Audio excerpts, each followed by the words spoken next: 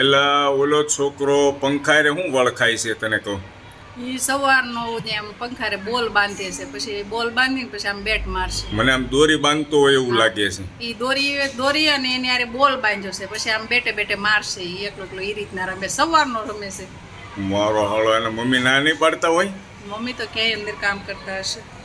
એવું છે. હા દોસ્તો, અમારા ઘરની અંદરથી કેમેરો દૂર સુધી ઝૂમ કરેલો છે અને છોકરો પંખા સાથે શું કરે છે?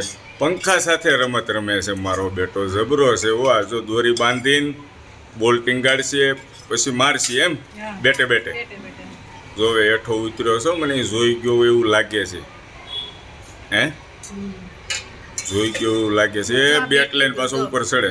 જો મારે મારે મારે મારે હા, તારી વાત સાચી હો. આ પંખા છે ને બાપાના રહેવા ન દેવો. આ છોકરા પણ જોવો અત્યારના. તમે દોસ્તો દેખાય છે ને, ધ્યાનપૂર્વક જુઓ. થોડીક ક્લિયરિટી ઓછી આવશે કેમ કે મેં ઝૂમ કરેલો છે. મારા ઘરની અંદરથી દૂર ઘર સુધી કેમેરાને ઝૂમ કરેલો છે. જો રમે, જો આપણે એમ કહીએ ને પંખા કેમ ટકતા નથી, પણ આ છોકરા છે ને મળાળા પણ આવે ને ડાટા કાઢી એવા છે. હોય અત્યારના છોકરા.